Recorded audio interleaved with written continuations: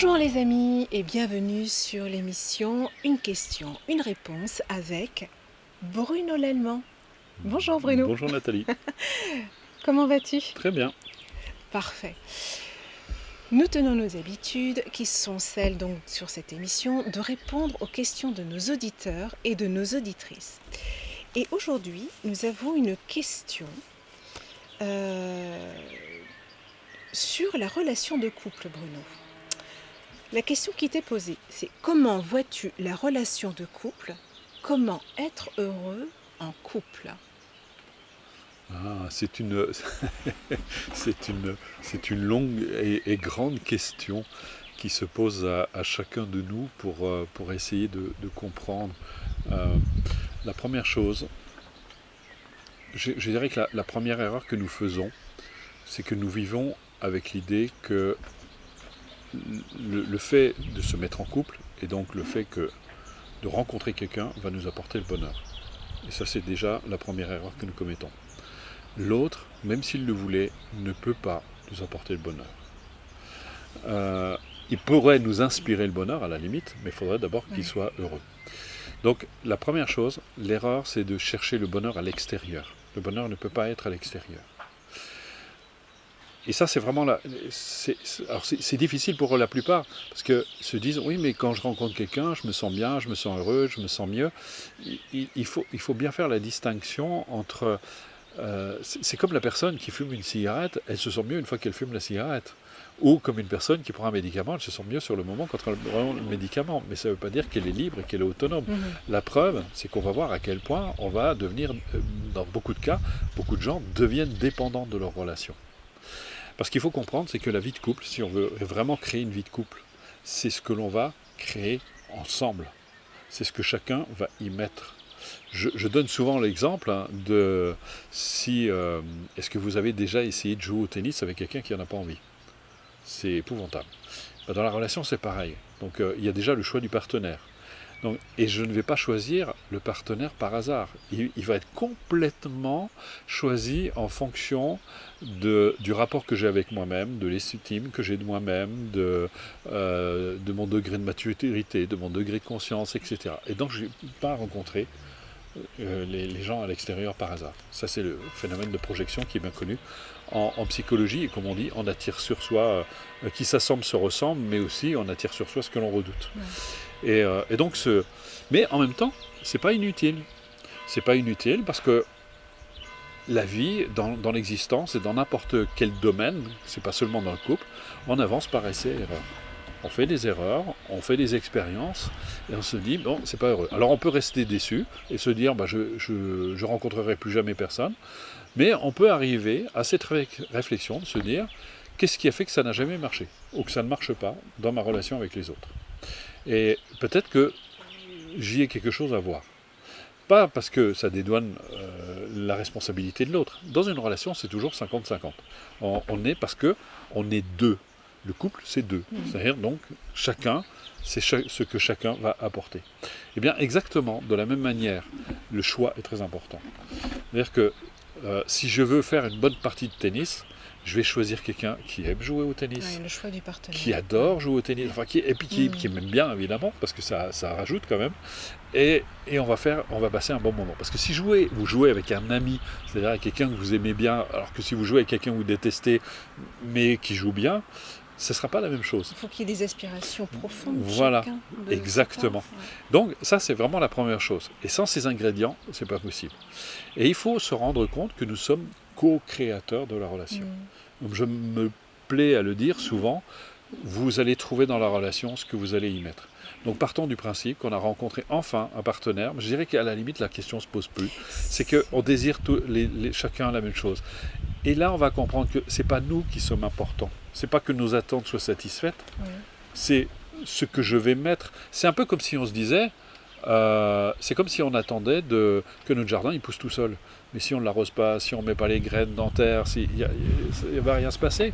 C'est ce qu'on va mettre dans la relation qui est important. Ce qu'on va mettre dans la relation. Et souvent les gens me disent, oui, mais je fais beaucoup d'efforts pour l'autre. Non, ce n'est pas pour l'autre qu'on doit faire des efforts.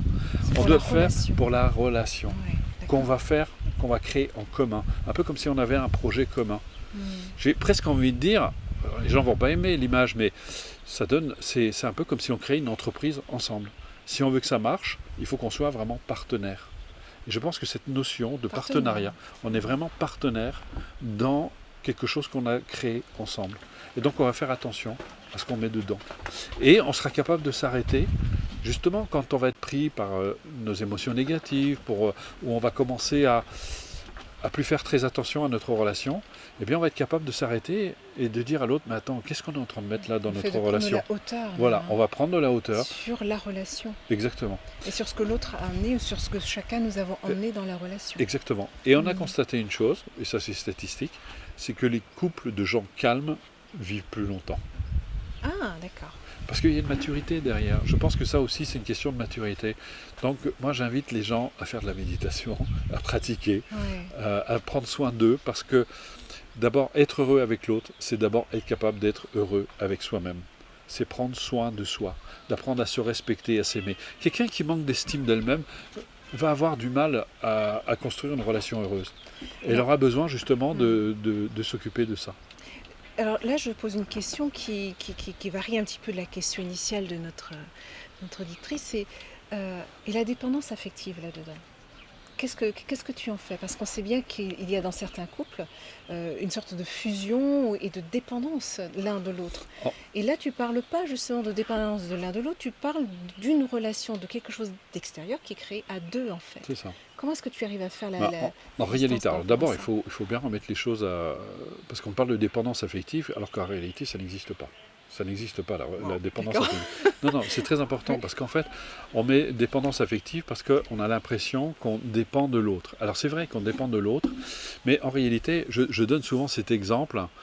Dans la dépendance affective, il faut savoir que, d'abord, nos besoins affectifs sont normaux, c'est normal. On a tous besoin d'affection, on a tous besoin de partager de la tendresse. Sauf que certaines personnes, parce qu'elles manquent d'estime d'elles-mêmes, c'est souvent lié à un manque d'estime de soi, vont se retrouver avec un partenaire qui ne va pas nourrir ce besoin d'affection. Ce qui fait que la personne va avoir l'impression d'être toujours en manque. En fait, c'est comme si elle allait devant un robinet qui ne coule pas. Et elle attend que ce robinet l'alimente. Donc elle a toujours soif. On disait, d'ailleurs c'est un psychologue qui disait, en fait, quand vous avez soif, non, il ne disait pas ça comme ça. En fait, il disait, quand vous avez réussi à étancher votre soif, vous n'éprouvez pas de manque. C'est normal, puisque vous avez étanché votre soif. Le manque va apparaître quand vous allez commencer à avoir soif.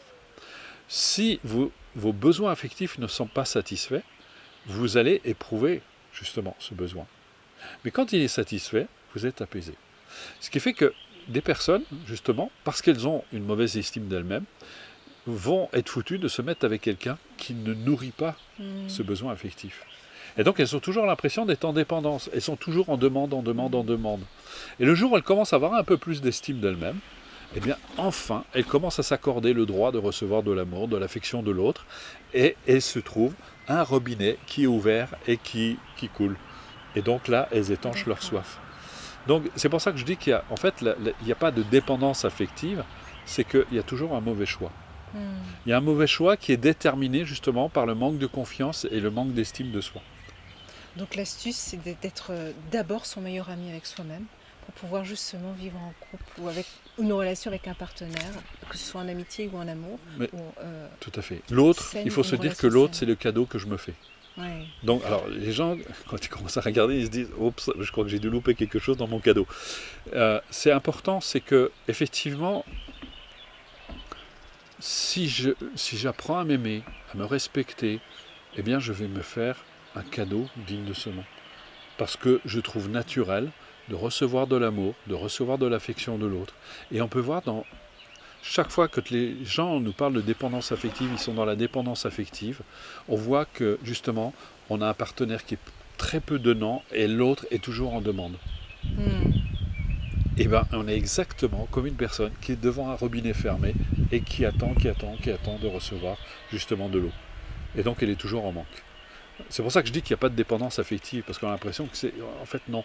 Et dès que la personne commence à avoir un peu plus d'estime d'elle-même, eh bien, elle s'accorde de rencontrer quelqu'un qui la nourrit, justement, sur ce plan. Super. Et donc là, elle est en paix. Quand on est avec des gens. Et on voit les gens suffisamment matures se donnent mutuellement, prennent soin les uns des autres. Ils sont attentifs. Ils sont attentifs l'un à Mais d'une l'autre. façon libre, Voilà. en fait, Et il y a pas pas... sans attente. Exactement. Et il n'y a pas de manque. Hmm. Il n'y a pas de manque, D'accord. Il y a pas de... puisque le manque est comblé. Ouais. Super. Voilà. Merci Bruno. Mais de rien. À très bientôt. À très bientôt.